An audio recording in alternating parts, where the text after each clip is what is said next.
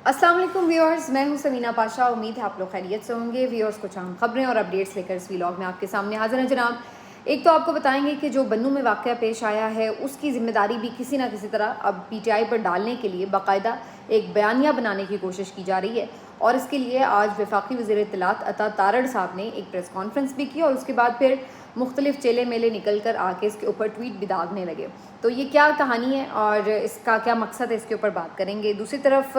एक वाक़या पेश आया फ्रैंकफर्ट में, जहाँ पे कुछ अफ़गानियों ने जाकर पाकिस्तान का परचम जलाया, उसको नीचे उतारा और वहाँ पे काफ़ी बदतहज़ीबी की। ये वाक़या पेश आने के बाद जो रद्द-ए-अमल आ रहा है उसके ऊपर भी थोड़ी बात करेंगे। इसी तरह से खलीलुर रहमान कमर साहब के साथ एक वाक़या पेश आया है, इसके हवाले से भी डिस्कशन करेंगे। और फिर जो बिजली की सूरत हाल है मुल्क में, उसके ऊपर बड़े होशरुबा इंकशाफात सामने आए हैं फैक्ट्स एंड फिगर्स के साथ, तो वो भी आपके सामने रखेंगे और आपको बताएंगे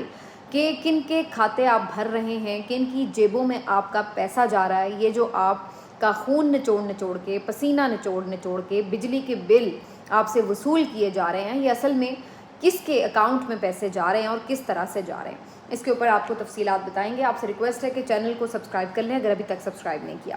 सबसे पहले जी यहाँ से बात का आगाज़ करेंगे कि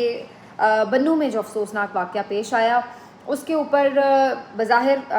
जो वहाँ के लोग मौजूद हैं उनका ये कहना है कि फ़ोर्सेस की तरफ से फायरिंग हुई और उससे लोगों का नुकसान भी हुआ। बहुत से लोग तो इसकी बहुत ज़्यादा तादाद बता रहे हैं, वो भी दुरुस्त नहीं है। 2 या 3 अफराद हैं जिनके जाँ बहक होने की खबर आई। इसके अलावा मुतअद्दिद लोगों के ज़ख्मी होने की इत्तलात मौसूल हुई। इसके साथ साथ ये भी कहा जा रहा है कि जी वहाँ पर कोई इब्तिदा में ऐसा नाखुशगवार वाक़या पेश आया जिसके बाद सिक्योरिटी फोर्सेस की तरफ से ये फायरिंग की गई। बिल्कुल, अगर ऐसी कोई चीज़ है तो उसकी तहकीकात भी हो सकती हैं कि क्या हुआ था ऐसा एग्जैक्टली। लेकिन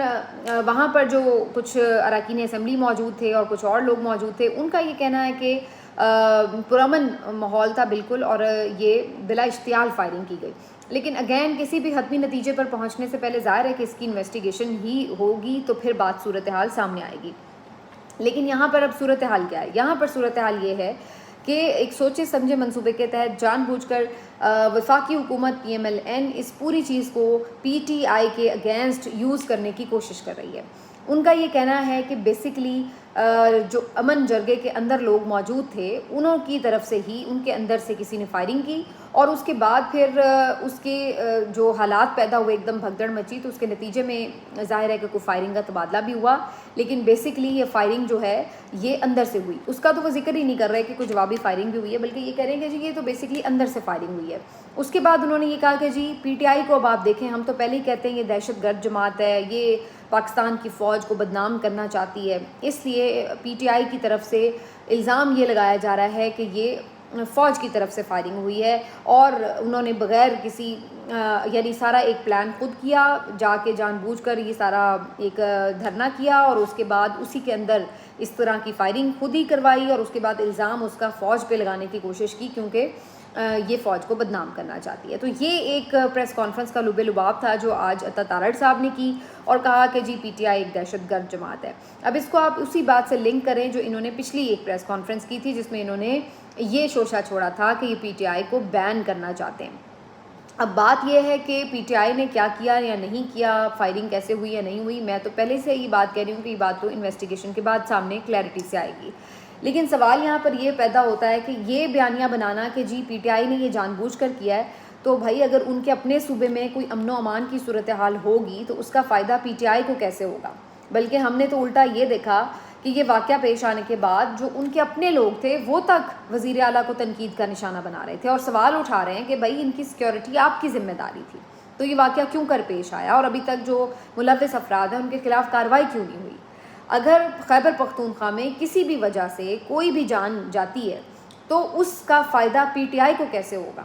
उसका तो नुकसान उनको होगा कि भाई आपके सूबे में अमन व अमान की सूरत हाल ख़राब हो रही है, आपको लोगों ने वोट दिया है और आप ऐसी गवर्नेंस उनको दे रहे हैं कि आप लॉ एंड ऑर्डर भी मेंटेन नहीं कर सकते। तो ये तो उल्टा उनकी नाकामी साबित होगी, ये तो उल्टा उनके लिए एक परेशानी की बात है, उनकी तो मकबूलियत कम होगी इससे।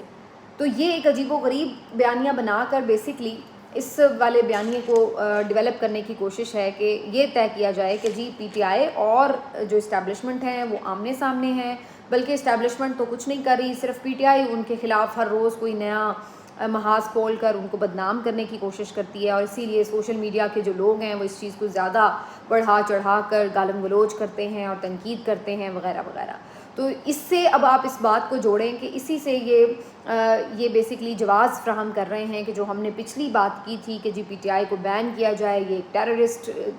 تنظیم ہے، اور اس طرح سے وہ ساری چیز کو اس سے جوڑا جا رہا ہے. اب اس میں ایک اور خبر یہ بھی شامل ہو رہی ہے کہ پاکستان پیپلز پارٹی کو بھی اب یہ کہا جا رہا ہے کہ آپ بھی اس میں باقاعدہ پی ایم ایل این کا ساتھ دیں، کیونکہ اگر آپ بھی اپنی سیاسی بقا چاہتے ہیں، پی ایم ایل این بھی اگر اپنی سیاسی بقا چاہتی ہے، تو اس کا سب سے پہلا پارٹ یہ ہے کہ پی ٹی آئی کو آپ لوگ ختم کریں. اگر پی ٹی آئی بین ہوگی، یہ ختم ہوگی، تو ہی آپ لوگوں کا سروائیول ہے. ادروائز جو آپ دونوں جماعتوں کی سیاست ہے وہ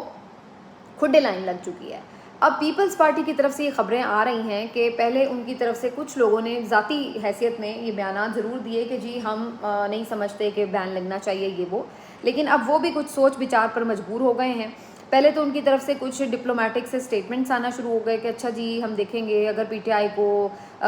سیاسی جماعت بن کے بیہیو نہیں کرنا تو پھر دیکھنا پڑے گا کہ ان کے ساتھ کیا کرنا چاہیے وغیرہ وغیرہ. اس ٹائپ کے جو ان کے سٹیٹمنٹ ہیں وہ آنا شروع ہو گئے، جو کہ بیسکلی ایک گراؤنڈ بنا رہے تھے کہ جناب اگر انہیں کل کو اس بات کی حمایت کرنی پڑے تو یہ کہہ سکیں کہ جی ہم کیا کر سکتے ہیں، پی ٹی آئی کی حرکتیں ہی ایسی ہیں اور اس وجہ سے ہم اس فیصلے میں پی ایم ایل این کا ساتھ دینے میں مجبور ہیں. کچھ لوگ یہ بھی ایون خبر دے رہے ہیں کہ شاید اس کے بدلے میں پیپلز پارٹی کو بھی بڑی آفرز کی جا رہی ہیں کہ اس کے نتیجے میں آپ کو اگلی وفاقی حکومت بھی دی جا سکتی ہے، کیونکہ پھر آپ اس پوزیشن میں ہوں گے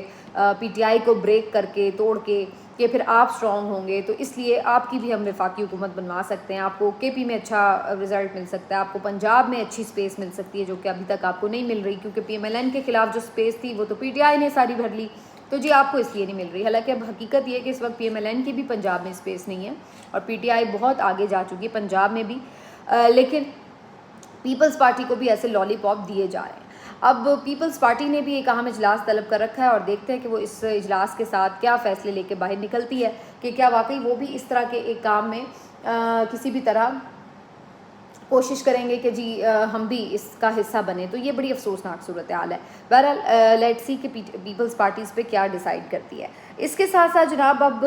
یہ بھی آپ کو بتائیں کہ انٹرسٹنگ ایک اسٹیٹمنٹ ہے جو فضل الرحمان صاحب بھی بات کر رہے ہیں، اور میرا خیال ہے کہ اس پہ پی ٹی آئی کو ضرور سوچنا چاہیے کہ ایک طرف فضل الرحمان صاحب یہ بات کر رہے ہیں ری الیکشن کی، تو پی ٹی آئی بھی کہیں نہ کہیں اس کے اوپر بات کر رہی ہے. لیکن میں یہ سمجھتی ہوں کہ اگر اس الیکشن کو یوں ہی چھوڑ دیا گیا اور نئے الیکشن کی ڈیمانڈ شروع کر دی گئی تو پھر آپ کو نیا الیکشن بھی ایسا ہی ملے گا، شاید اس سے بھی بدتر ملے. جب تک اس الیکشن، کیونکہ اس میں تو سیف ایگزٹ آپ دے رہے ہیں نا، اگر آپ بغیر اس الیکشن کو ٹٹولے، اس کو کھولے، اس کے جو اوپر ڈاکہ مارا گیا تھا اس کے ذمہ داروں کو پکڑے بغیر، ان کی نشاندہی کے بغیر اگر آپ سب کچھ اوپر پانی پھیر کر نئے الیکشن کی طرف چل پڑیں گے تو پھر تو آپ سب کو سیف ایگزٹ دے رہے ہیں. اس سے کیا ہوگا کہ آپ کو دوبارہ اسی قسم کا الیکشن کرانے کا ایک جواز بھی مل جائے گا، شاید اب وہ بہتر طریقے سے دھاندلی کر سکیں. تو میں یہ نہیں سمجھ میں آ رہی کہ یہ کیوں اس کے اوپر کسی بھی طرح کی کمزوری پی ٹی آئی کی طرف سے نظر آئے. میں بلکہ کل دیکھ بھی رہی تھی کہ آپ لوگوں نے بھی جو مختلف کامنٹس کیے تھے تو آپ کا یہی خیال تھا کہ نہ تو اسمبلی توڑنی چاہیے، نہ استعفے دینے چاہیے، اور نہ ہی ری الیکشن کی بات ماننی چاہیے. اپنا مینڈیٹ ہی واپس لینا جو ہے وہ ان کی اولین ترجیح ہونی چاہیے. تو دیکھتے ہیں آگے چل کے یہ صورتحال کیا بنتی ہے. اب آپ کو بتاتے ہیں جی کہ کل جو ہے ایک اور واقعہ پیش آیا. یہ واقعہ بیسکلی خلیل الرحمان قمر صاحب کے ساتھ پیش آیا. خلیل الرحمان قمر صاحب جو ہیں آپ کو پتہ ہے نامور مصنف ہیں، بہت بڑے ڈرامہ نگار ہیں اور اپنے آپ میں بہت دبنگ بھی ہیں، اور وہ بڑے کہتے ہیں کہ جی ان کی لائن بھی کوئی تبدیل نہیں کر سکتا. کچھ متنازع بھی رہے ہیں خواتین کے حوالے سے، مختلف ریمارکس کے لیے اور خیالات کی وجہ سے تنقید کا بھی نشانہ بنتے رہے ہیں. ابھی حال ہی میں ان کے ساتھ ایک واقعہ پیش آیا لاہور میں، جہاں پر اب ایک ایف آئی آر بھی کٹ چکی ہے. ہوا یہ ہے کہ یہ صاحب ایک خاتون کو، جو کہ آمنہ نام جس کا بتایا جاتا ہے کہ یہ کہیں باہر سے آئی ہوئی تھیں، اور ان کی جانب سے خلیل الرحمان قمر صاحب کو کانٹیکٹ کیا گیا اور کہا گیا کہ جی آپ کے ساتھ وہ کوئی پروجیکٹ کرنا چاہتی ہیں، فلم یا کوئی ڈرامہ وغیرہ. تو آپ اس سلسلے میں جو ہے ان سے ملاقات کر لیں۔ اب خلیل الرحمان قمر صاحب جو ہے ان کی بھیجی ہوئی لوکیشن جو کہ کوئی بیریئر ٹاؤن میں تھی وہاں پر پہنچ گئے، رات گئے۔ آگے جا کے پتہ لگا کہ وہ جو خاتون تھیں وہ کوئی نوسرباز تھیں اور ان کے ساتھ 6-7 لڑکے بھی تھے۔ انہوں نے نہ صرف یہ کہ خلیل الرحمان قمر صاحب کو زد و کوب کیا، تشدد کیا، بلکہ انہوں نے ان سے کہا کہ آپ کو ہم نے اغوا کر لیا اور 1 کروڑ تاوان کا مطالبہ بھی کیا۔ خلیل الرحمان قمر صاحب نے اس پر کہا کہ وہ اتنے پیسے نہیں دے سکتے، تو جس کے بعد اب صورتحال یہ بنی کہ انہوں نے پھر ان کو اور مارا پیٹا، پھر ان کے پاس جو کچھ دستیاب تھا وہ لوٹ لیا، ان کا ATM کارڈ لیا، اس سے کوئی لاکھ روپے نکال لیے، اس کے ساتھ ساتھ ان کی جو فون تھا، کوئی گھڑی وڑی تھی، کچھ نقدی تھی، یہ وہ جو کچھ ان کے ہاتھ لگا وہ سب انہوں نے لوٹ لیا۔ اس کے بعد جو خلیل الرحمان قمر صاحب ہے انہوں نے یہ ساری واقعے کی FIR بھی درج کروائی ہے۔ اب اس کے اوپر کافی لیدے ہو رہی ہے، اور جہاں اس کے اوپر یہ سوال اٹھ رہے ہیں کہ جی کیسے خواتین ایک گینگ کی صورت میں آج کل لوگوں کو لوٹ رہی ہیں، تو وہاں خلیل الرحمان قمر کے اوپر بھی سوال لوگ کر رہے ہیں کہ جناب آپ اچھے مصنف اور دانشور ہیں کہ آپ کو ایک خاتون نے اس طریقے سے بیوقوف بنایا۔ مطلب کوئی بھی آپ کو آ کے فون کرے کہ جی میں آپ کے ساتھ کوئی پروجیکٹ کرنا چاہتی ہوں، اور آپ فوری طور پر کیا گاڑی نکالیں گے اور اس کے گھر پہنچ جائیں گے، تو یہ بڑی عجیب و غریب سی صورتحال ہے۔ عام طور پر ایسا نہیں ہوتا، بھلے آپ کوئی معروف نہ بھی ہوں، بہت بڑے ڈرامہ نگار یا اس طرح، تو یوزلی ایک میٹ اپ کوئی کہیں میٹنگ پہ آپ بلاتے ہیں آفس میں وغیرہ جہاں پہ آپ کے ظاہر اور لوگ بھی ہوتے ہیں، تو آپ یہ تو نہیں کہ آدھی رات کو کسی کے گھر منہ اٹھا کے چلے جائیں گے کہ جی چلو میں اب جا کے ایک پروجیکٹ جو ہے وہ ڈسکس کر لوں۔ تو اس کے اوپر جو ہے وہ سب لوگ پھر بات کر رہے ہیں کہ یہ ساری باتیں جو ہیں بڑی فشی فشی سی ہیں۔ خلیل الرحمان قمر صاحب کیوں خاتون سے ملنے آدھی رات کو چلے گئے، یہ اپنے آپ میں ایک سوال ہے۔ جو ان کے ساتھ ہوا آگے ظاہر ہے اس کو بھی کوئی یہ تو نہیں کہہ سکتا کہ بڑا اچھا ہوا آپ لٹ گئے، لیکن اگین وہی بات کہ آپ اتنی آسانی سے بیوقوف کیسے بن گئے، آپ کا کیا مقصد تھا وہاں جانے کا، یہ ساری چیزیں جو ہیں اب ظاہر ہے خلیل الرحمان قمر صاحب کو بھی کافی امبیرس کر رہی ہیں۔ لیٹس سی کہ وہ اس کے اوپر کیا جسٹیفیکیشن دیتے ہیں۔ اس کے ساتھ ساتھ یہ بات کر لیتے ہیں اس حوالے سے کہ جو میں نے آپ کو بتایا کہ بلز کے حوالے سے جو مسئلہ اس وقت درپیش ہے، لوگوں کے بڑے بڑے بلز آ رہے ہیں، اور اب ساری چیزیں جب ڈیپ جا کر انویسٹیگیٹ ہو رہی ہیں تو بڑے بڑے ہوشربا انکشافات ہو رہے ہیں۔ سب کو معلوم ہے کہ جو پاکستان میں اس وقت بجلی گھر ہیں وہ اتنی مہنگی بجلی پروڈیوس کر رہے ہیں کہ جس کی وجہ سے اتنے بڑے بجلی کے بل ہمیں آ رہے ہیں۔ اب جو تو پروڈیوس کر رہے ہیں اس کے عوض آپ بجلی دے رہے ہیں، تو چلیں وہ تو پھر بھی سمجھ میں آتا ہے کہ مہنگی سستی جیسی بھی ہے، لیکن بجلی بنا رہے ہیں تو آپ ان کو پیسے بھی دے رہے ہیں۔ لیکن اب تو یہ ہوشربا انکشافات سامنے آ چکے ہیں، اور خاص طور پر ڈاکٹر گوہر اعجاز صاحب جو سابق نگران وزیر بھی تھے، ان کی طرف سے کچھ ڈاکیومنٹس ریلیز کیے گئے ہیں، تو اس سے خبر یہ ملتی ہے کہ جناب کئی ایسے پاور پروجیکٹس ہیں کہ جو کام بھی نہیں کر رہے اور ان کو مفت میں ہی پیسے دے دیے جا رہے ہیں۔ اس کے علاوہ یہ بھی خبر ملتی ہے کہ بہت سے جو یہ IPPs کے پروجیکٹس ہیں یہ بیسکلی خود اراکین اسمبلی یا ان سے متصل لوگوں کے اور رشتہ داروں کے یا پھر بہت بڑے بڑے نامی گرامی لوگوں کے جو ہیں وہ IPP پروجیکٹ ہیں، اور جب ان پروجیکٹس کو ڈیل کیا گیا اور جو ان کی ساری ان کے معاہدے تیار کیے گئے تو اس میں اس طرح کی شکیں رکھی گئی ہیں، ایسے معاملات کے اوپر ڈاکہ مارا گیا عوام کی جیب کے اوپر کہ انسان دنگ رہ جاتا ہے کہ کتنی بے دردی سے عوام کو لوٹا گیا ہے ان معاہدوں کے تحت۔ ایک تو میں آپ کو یہ بتا دوں کہ یہ جو PMLN ہمیشہ آ کے کریڈٹ لیتی ہے کہ جی ہم نے ملک میں اندھیرے دور کر دی ہے اور بڑی بجلی پروڈیوس کر دی، تو یہ سارا کچھ انہی کا کیا دھرا ہے۔ 1994، 2002، 2015 میں یہ مختلف معاہدے IPPs کے ساتھ ہوتے رہے ہیں، اور یہ اس قدر ظالمانہ معاہدے تھے کہ جس میں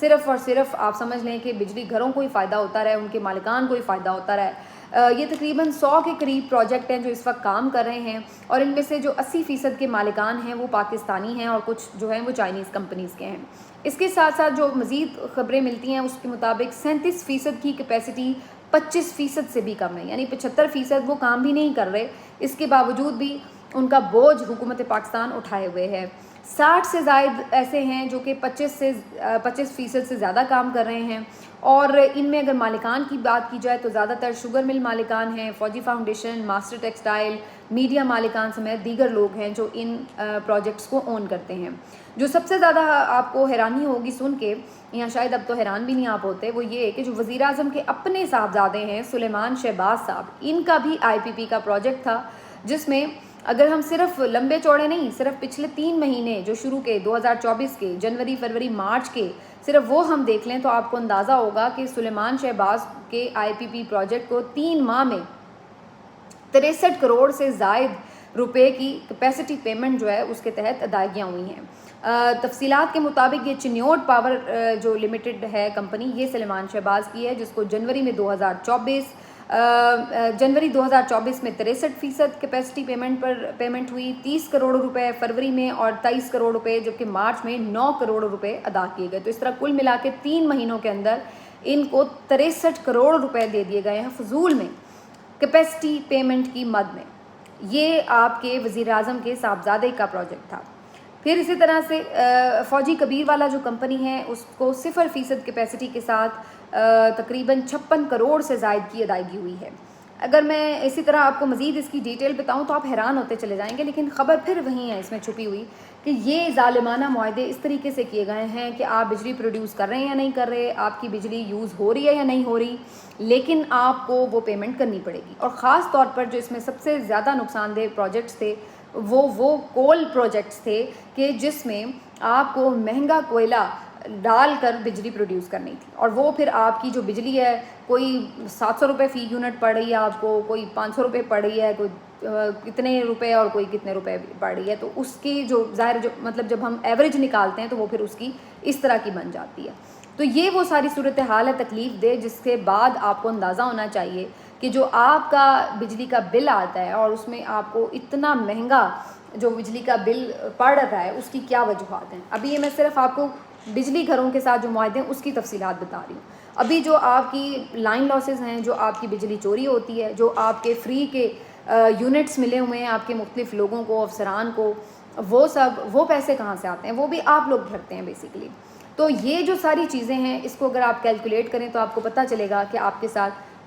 क्या जुल्म हो रहा है। कहाँ आपको ये जाता है कि जी हमने बिजली बड़ी पैदा कर दी और अंधेरे दूर कर दिए, लेकिन उसके बाद आपके हलक से निवाला छीन लिया और आपके घर से हर खुशी छीन ली, आपका जो रोज़गार था वो भी छीन लिया और आपके बच्चों की पढ़ाई भी छीन ली, आपकी सेहत भी छीन ली, आपको सिर्फ एक बल्ब देकर ये सब कुछ आपसे छीन लिया गया। ये सूरत हाल है जी अगर हम बिजली की बात करें। आखिर में सिर्फ आपको ये बता दूं कि इमरान खान साहब की कल 9 मई के हवाले से लाहौर हाई कोर्ट में अहम बेल्स लग चुकी हैं। जो उनकी ज़मानतें मनसूख हुई थी वो केस अब हेयरिंग के लिए फ़िक्स किया गया है कि जी ये ज़मानतें जो मनसूख हुई हैं ये गलत तौर पर हुई हैं। इस्लामाबाद हाई कोर्ट से भी कल अहम केसेस की समाअत है, वो भी उसके ऊपर भी इम्पॉर्टेंट न्यूज़ आ सकती है। लेकिन एक वाक़या जो फ्रैंकफर्ट में पेश आया, मैं लास्ट में सिर्फ उसकी ज़रूर डिस्कशन थोड़ी सी कर दूं कि फ्रैंकफर्ट में जो हमारी पाकिस्तानी कौंसल खाना था वहाँ पर जो अफ़गानी शहरियों ने जाकर बेहुरमती की परचम की, उसके ऊपर ज़ाहिर है कि सब में गम गुस्सा पाया जाता था, लेकिन बहुत से लोग इसके ऊपर ओवरऑल शुरू हो गए कि जी ये अफ़गानी नमक हराम है और ये वो और इस तरह। ज़ाहिर है कि सबको तकलीफ़ भी है तो इस पर ये लोग बात भी करते हैं, लेकिन फिर वही बात आ जाती है कि जहाँ हमें बहुत से अफ़गानिस्तान के साथ तहफ़्फ़ुज़ात हैं कि हम इतना इनको सपोर्ट करते हैं, इसके बावजूद भी इनकी तरफ से हमारे ऊपर क्यों दहशतगर्दी के वाक़यात होते हैं, तो वहीं उनको भी हमसे बहुत सारे तहफ़्फ़ुज़ात हैं और वो भी ये समझते हैं कि हमने अंग्रेज़ों के साथ मिलकर कई जंगों में उनका साथ देकर अफ़गानिस्तान की तबाही और बर्बादी में अपना हिस्सा डाला है, तो वो भी अपने तहफ़्फ़ुज़ात रखते हैं। इसके साथ मैं तो इस बात पे बिलीव करती हूँ कि हमें अब ये सोचना पड़ेगा कि हम इस मुल्क में, इस खित्ते में एक ऐसा मुल्क है जो अभी तक सिक्योरिटी स्टेट बना हुआ है, 76 साल हो गए हैं। हमें हर अपने जो हमसाए है उससे प्रॉब्लम है, चाहे वो इंडिया है, चाहे वो अफ़गानिस्तान है, चाहे वो ईरान है, और चाइना के साथ ही बस हमारे थोड़े बहुत ताल्लुकात इसलिए कि वो हमें पैसे दे देता है। अदरवाइज़ तो बाकी अगर हम सूरत हाल देखें तो हर एक के साथ हम लड़ाई करते फिर रहे हैं। तो ये कब तक हमने ऐसे करना है? फिर इस सारी सूरत हाल में हर कोई ये नहीं कहेगा कि अफ़गानिस्तान को इंडिया के साथ कोई मसला नहीं हो रहा, अफ़गानिस्तान को हमारे साथ क्यों मसला हो रहा है, ईरान को इंडिया के साथ कोई मसला नहीं हो रहा, उसके साथ तिजारतें भी करता फिर रहा है, हमारे साथ क्यों मसला हो रहा है? तो फिर ऑटोमेटिकली लोग हमारे ऊपर सवाल पहले उठाएंगे। तो हमें अपने गिरबान में भी झांकना है कि हमारा किरदार क्या है। मिलते हैं अगले व्लॉग में, अपना ख्याल रखिए। अल्लाह हाफ़िज़।